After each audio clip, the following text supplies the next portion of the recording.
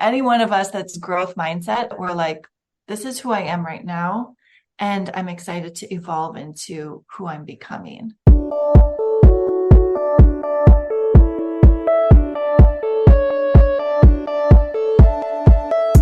So you want to make an impact. You're thinking about starting a business, sharing your voice. How do women do it that handle motherhood, family, and still chase after those dreams? Well, listen each week as we dive into the stories of women who know. This is Call Me CEO. Welcome back, everyone, to Call Me CEO. This is Camille Walker, your host. And if this is your first time here, thanks for being here. This is a channel and a podcast all about celebrating women doing amazing things and figuring out what that balance looks like. You're a CEO of your life, your family, your business, and we get to share and listen to stories of amazing women doing things all over the world. And today is no exception to that. We have Erica Akingboye, and she is the best-selling author, content strategist, author coach, and podcast host of What's Her Story. So what's really fun is I was actually on her episode or an episode with her on her podcast. And now we're here talking to you about how to love and own your story. So what's really cool is she'll help you break that down. And for some people, actually help them to write a book, which talking to many of you here or through DMs or questions that I've had, that can be a pretty common, bookend goal or even a mid goal where you're in the middle of your life and you say, I think I'd really like to write a book. So I can't wait to get into all of this. Erica, it's so good to have you. Thank you for being on the show today. Thank you so much. I've been looking forward to this. I loved our episode on What's Your Story. And so this is just going to be a continuation. So good. It's really fun when we get to interview each other as podcast hosts, because I feel like you become friends. It's like it's just not like a one-time thing, and you get to know each other a little bit better. And so that is, I think for both of us, we found a lot of common interest about selling other people and their stories and helping them to have a voice for who they are. So what is that specifically for you? Tell us a behind the scenes. How did it start up, cook up for you? Tell us about your family, and then we'll get into having others own and love their stories too. Oh yeah. Such a juicy question. I'm always like, what is my life in 2 sentences or 2 minutes? Yeah. My background's in education. So I was an English teacher. I love the classroom. I always loved teaching adults. I did a lot of professional development. And one thing I really was grounded in as a teacher is the stories of my students. So my students were refugees from all over the world, coming with a lot of backgrounds, a lot of trauma, a lot of experiences that none of us could even, fathom or imagine. And hearing their stories and their parents, because I taught a lot of their parents as well, is their resilience came through. I learned more from them than I think that they learned from me in those years. And so really, that was the start of my obsession with the power of our story, and that our lives are an accumulation of a lot of things. And sometimes they're really hard things. Sometimes they're challenging. A lot of times they're change that chose us. Like we can choose change. We can move across the country or choose to get married or have kids. And then there's other change that chooses us. And we get an opportunity to say, okay, this is part of my story. I can heal through this, reconcile it, learn to love, and then leverage my story to really give hope and just this glimpse of I see you, like knowing that you're not alone. Story really helps us do that. So that's like, the seed of story. I'm married. I have 2 kids. They just turned 11 and 13, which is mind blowing to me. And, another pivotal part was when I left the classroom and I found myself the same ambitious, driven, impact-driven woman I'll say stuck at home. I really like, I know that was a choice, but I felt very stuck in mommyhood. It was very messy. I'm not a messy person. So it was like a whole new level of, okay, who is Erica in this stage, in this season? How can I honor my family and my values, my kids, my husband, and honor the ambition that was still in me?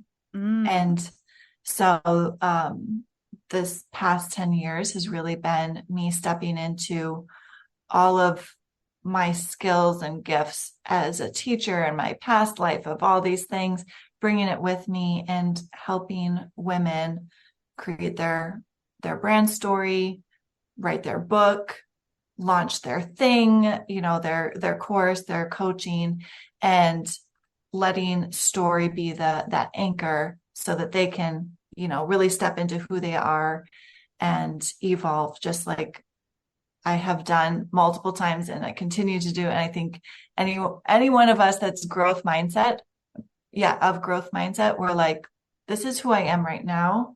And I'm excited to evolve into who I'm becoming. Mm-hmm. Yeah, I think it's really interesting. And I talk about this or think about this a lot, is that the person that you are today is not the person you were a week ago. It's not going to be the person you'll be next year. And so it's fascinating to me to consider the concept of that, of how do you create a self-knowing enough that you can reflect, and also to be flexible enough with life changes and choices. And I love how you said choices that choose you, because then when you introduce children into the equation and a spouse, they're evolving and changing and going through those movements of life. And I feel like that's something that we very much, if we can't be flexible in those moments, that rigidity will pull us under, you know, where it's like, we have to learn how to find that flow and how to define where we fit in those changes. And I love how you said that you needed to honor the ambition, because I think that's so relatable to so many of us, you know, whether you're male or female, but especially for moms where you find yourself in this caregiving role, which is beautiful and divine and incredible. It's something I always wanted to be, but I very much identified in that space of, okay, but I don't quite feel my entire self if I lose myself completely into the space. Not saying that I didn't want that, but then also honoring that other space of me that would really allow me to show up as my happiest self in the role of motherhood, if I allowed myself to be that perpetual learner and growth finder. And I think I relate with that with you too, because I am a certified teacher as well. And I'm learning, if you've ever done one of those, I think it's your core values that you go through and you circle, like identify the top 10 and now the top 3 and what's your top 1. And you kind of go through and play a game of what do you value the most? And being a lifelong learner is like top 3 for me. It's like God, Me family, too. and I want to be learning. See, I told you. Yes. We are on the same vein. And so that's something that I know, to honor myself, I need to continually be learning. And also a piece of that, like you said, is learning through teaching, because it's learning from other people. Right. So I think that that's just beautiful that you've found this niche of helping people identify their story, because there's so much power and identity discovery in that growth of our lives, if we can do that reflection.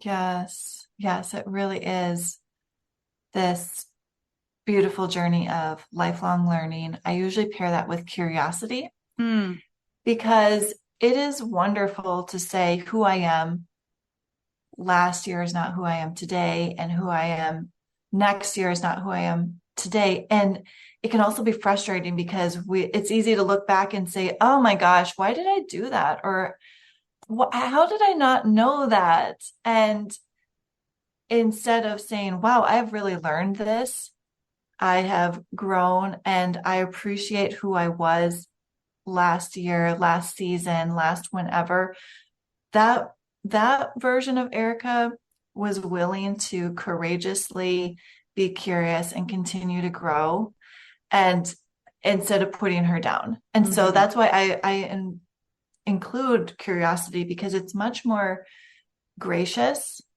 than like, oh my gosh, I should have known better. Yeah, 20-year-old me should have known a lot of things, but that's not how,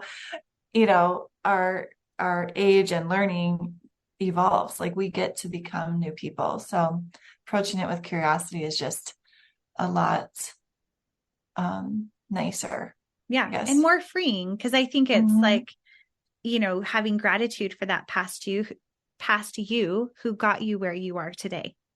And if you can come from a place of curiosity and gratitude, that opens up more possibility and potential and feelings of purpose than looking back and saying, well, I screwed up. Like I'm whatever, fill in the blank, whatever the thing is you want to say. Because I heard someone say recently, we're either winning or we're learning. Yes. And I said that to a group of kids I was teaching on Sunday in a Sunday school class. And he's like, and one of the kids said, well, even when you're winning, you're learning. And I said, that's true. That is true. And so I think that our mindset on that of what we've learned in the past and what we're learning going forward, it's a very powerful thing. Mm-hmm.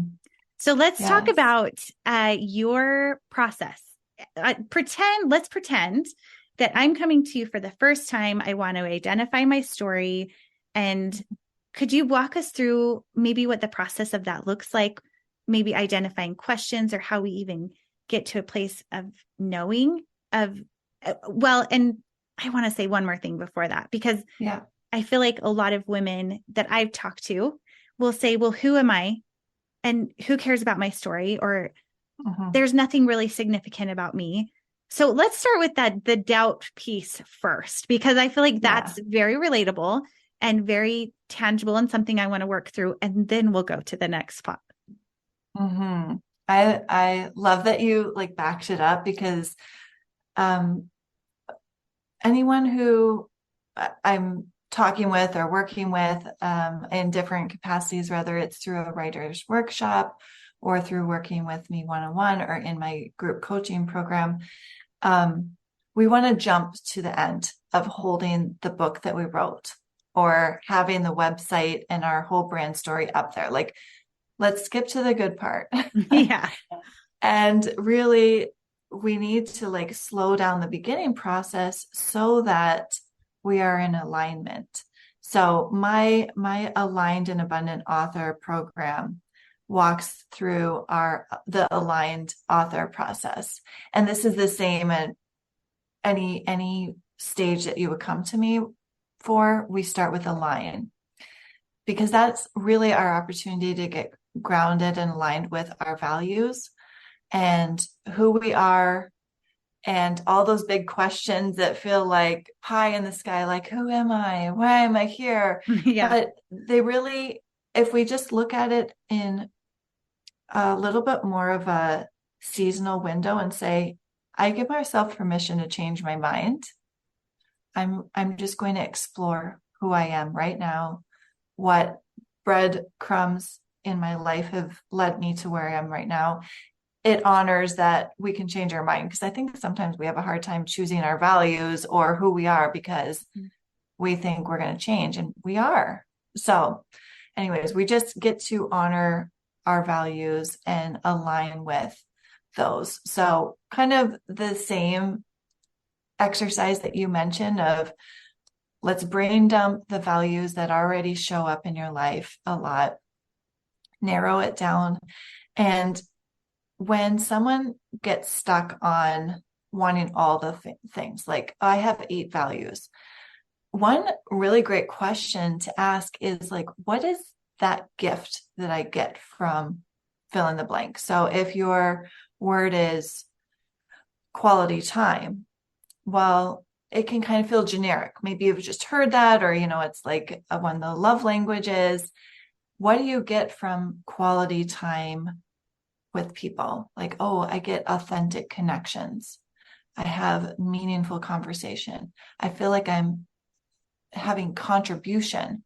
We get to kind of boil down some of those big words that umbrella our life and find the juiciest, most potent parts that resonate with us, that compel us forward. And when we can start with our values, we can start seeing parts of our story that those values have shown through. Or like we've been able to get deeper in that. Like, okay, yes, lifelong learning is one of my values. I see it in becoming a teacher, you know, being a voracious reader, taking all of the personality quizzes, you know, all of these things are part of our story starts to resonate with those values and vice versa. When we can create our story from those values, it's much more aligned. You won't show up one day being like, oh, I created this business that's making money, but feels like it's burning me out. It's draining me. It's not really what I wanted. There's usually an alignment issue, and we can get back into those aligned values that we chose. They weren't just chosen for us. We weren't just given them growing up and told this is what good people do. This is what a good mom does. This is what a good business owner does. We don't have to carry things just because we were told we should. We get to step into alignment with what truly is important to us, because that will get us so much farther with ease and abundance and grace. That's like the first foundational step. Okay.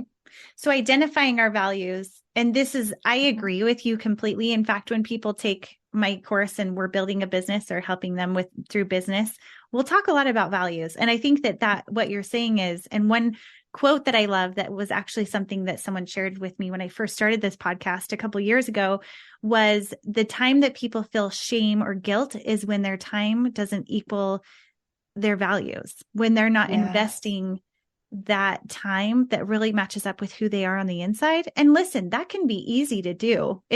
Life comes at you, and sometimes work is more demanding, or family is more demanding, or our self-care goes out the window for a period of time. But I think what's important with that is realizing that's okay. It doesn't have to always be in a perfect alignment. However, it's really good to know what those core values are so that you can keep coming back to them and doing a reality check of, okay, this is what this week looked like, and it was crazy, but we can get back on track, and communicating with people around you, whether that's your family, your partner, your employees, whatever it looks like. Because I think that as women, we try to take care of all the people and do all the things.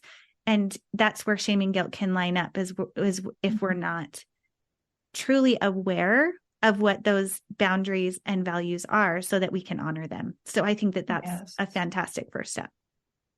And I love that you brought up shame and guilt, because those are, so much fun. Yeah. A lot of times we want to avoid them even more, when instead we could approach them with curiosity, saying, okay, I keep on feeling this resentment, and it feels like a fire inside. I look calm and collected on the outside. Nobody would know, but I keep on feeling this. Let me approach it with curiosity. What part is out of balance? Right. What am I saying yes to that I really need to be saying no to, and opening that up? And being able to get curious about that is really where so much gold is. When I wrote my book, Unperfect, A Busy Mom's Guide to Seeking Purpose Over Perfection, purpose was like, okay, this is a really big core value. It had a lot of meaning to me. Everything I did, I wanted it to be intentional, not feel like I'm just filling time. And that, thorn in my side was perfectionism, because it was keeping me from doing a lot of the big purposeful work, because I was letting procrastination and fear sneak in, letting what I thought a good attentive mom would do would just be like throw everything into them, instead of also giving myself those like pockets of time to read or connect with other people, So writing that book was part of this process, like aligning with my values, getting curious about those parts of my story that I don't know. I never want to say like, oh, I'm a perfectionist. Like that's not how you introduce yourself. You want to Recovering say perfectionist. recovering perfectionist. So writing that book, it was really part of reconciling my story and then leveraging it to create change in other women's lives. Like Mm-hmm. reaching back and helping the other, the mom with toddlers and just in the middle of it and say, you can find purpose in those little messy moments too, and just like release that perfectionism to find the grace in the moment, the gratitude, and you know, now paying that forward with helping women write their book, find their voice, use their story as a catalyst for change. It is so rewarding for me and transformational for them. So it does start with that align. The second part in our process is refine. So refine is about really refining our core message, and our core reader. And I'm sure you do a lot of these things too with in your business coaching, because right, we need to, if we talk to everyone, we talk to nobody. Mm-hmm. Same with your book, same with your story. Finding those gems that get really crystal clear of what is it you really want to say? What is it that your big mission is? Just from our few conversations, like this work-life balance, like having a business and babies and really honoring the season that we're in, that's a core message. People can know you by the message that you say over and over. And so helping women find their core message, I'm like a word nerd. So this is one of my favorite parts where we just really get into refining, and that's a process as well. So I would imagine you're really good at that because you have an English background. So it's yeah. a story, words and stories, and the way you deliver it is huge because it can really, the definition and I want to say a different word, but I'm afraid I'm going to etymology of words. Yeah. How The it's roots created. of it. And Yeah. I think that there's a lot of power in that. And what's really neat is that depending on who you are and what your story is, or I imagine if you're listening to this, there is a message that you have, there is a message you want to convey or a story you're wanting to tell. And I think it is so helpful to get someone involved that can help you mince the words or just like play with the power of the word or how it's delivered. And so I'm curious for someone who gets stuck. Let's say that you're figuring out that key messaging, or let's say you've even paid for ads, or I mean, that's where it gets tricky, is where let's say you come up with a message and you're like, this really hits. And then you put it out there and feels like it's flopping. Have you worked with people who have been in that place?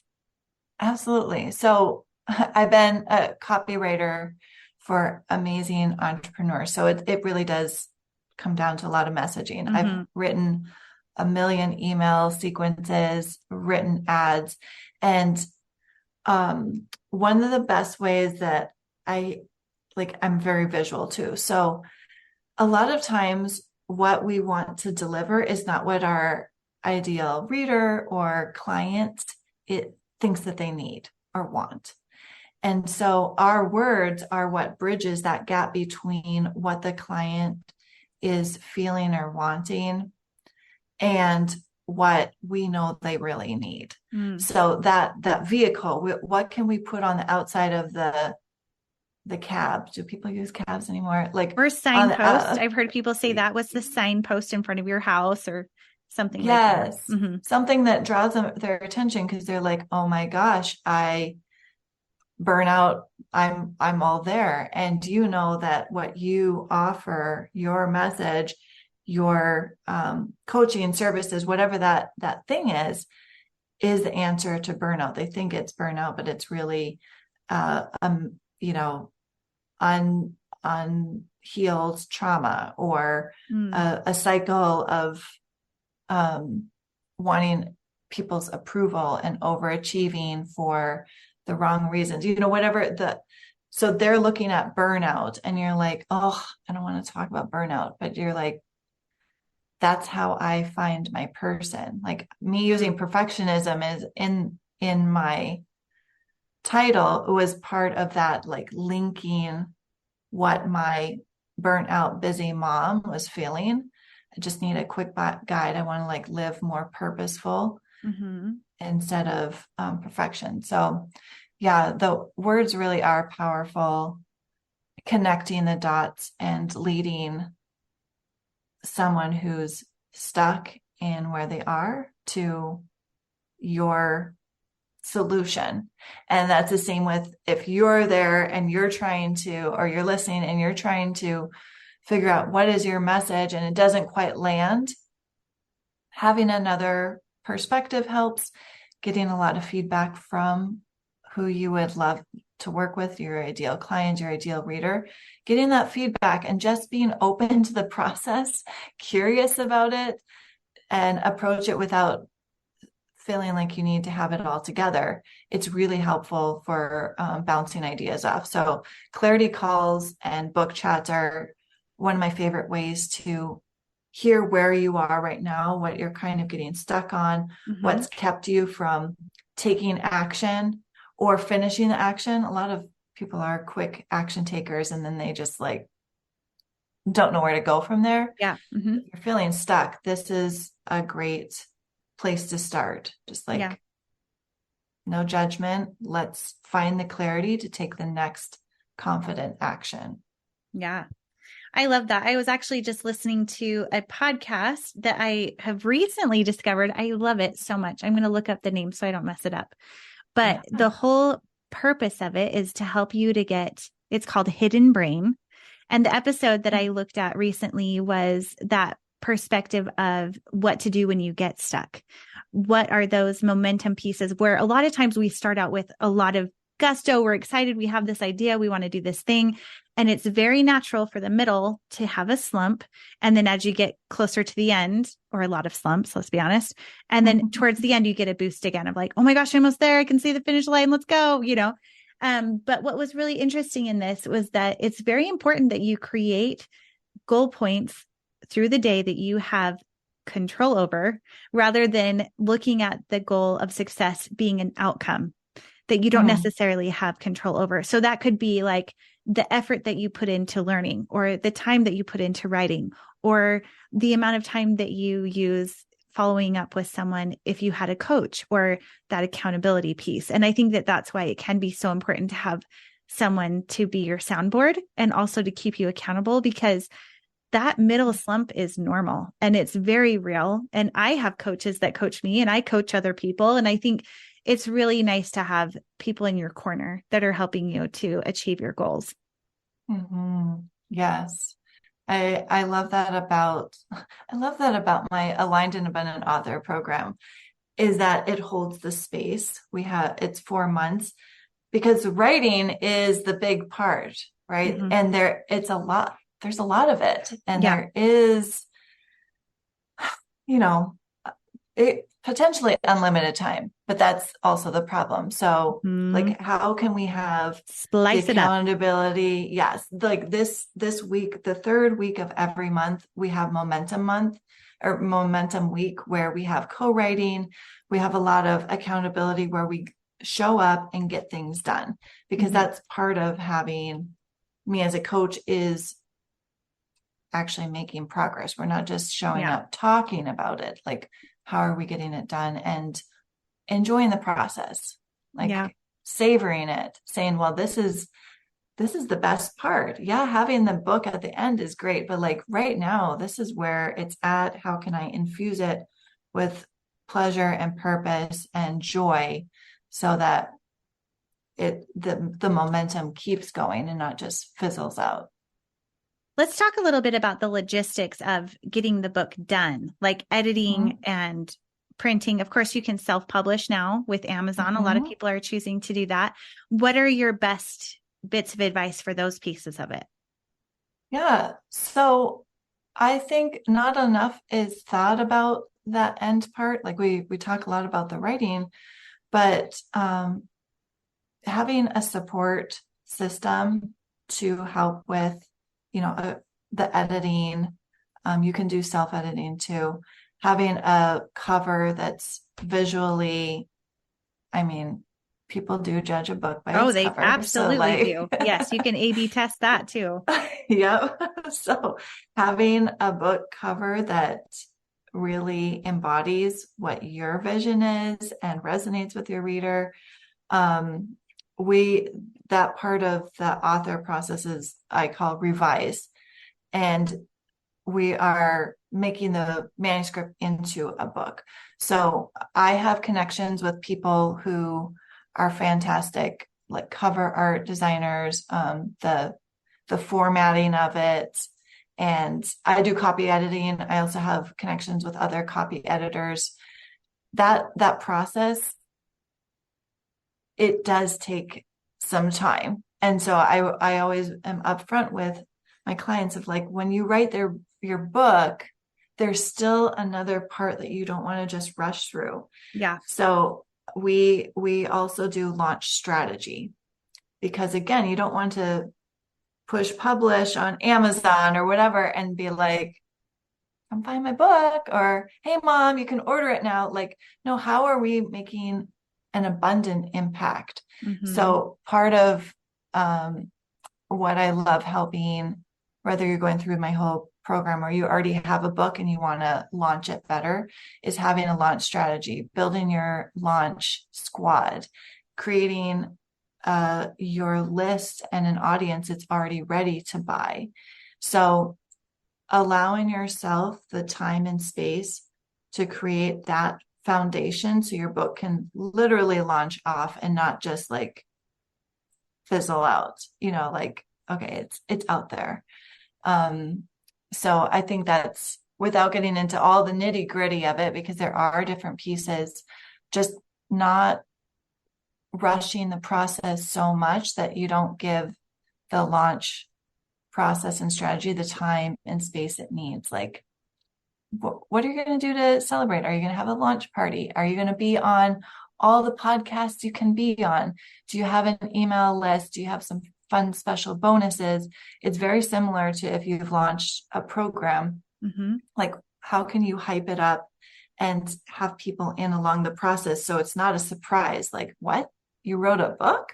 No, like, you've been bringing them along all along, and get that momentum going. Like, that's how I was a Amazon #1 bestseller too. Like, when it released, it spread. Like, people were just sharing it and sharing it and sharing it. It was just such a beautiful experience. All these people coming into our book club. We had a 21-day book club. All these beautiful faces that I hadn't personally invited. It wasn't my neighbor. It wasn't my best friend. These were women who had just shared and shared. And that's the kind of impact I love for you to experience. Like, when you've written your book, like, feel I have goosebumps right now just thinking about like that kind of impact.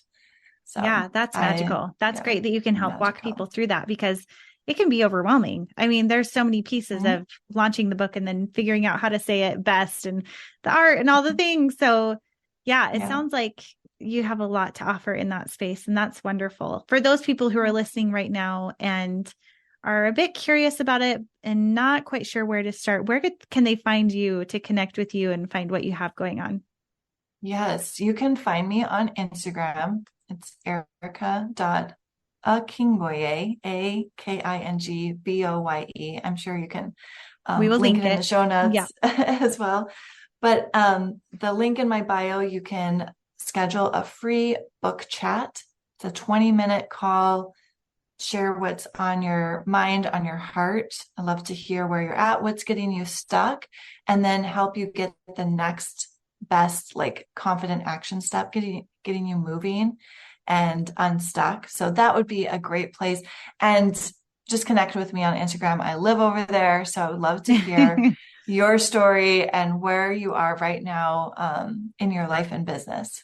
Yeah. Awesome. Well, thank you so much for being on the show. It's been such a pleasure to hear your story and how you're helping everyone else.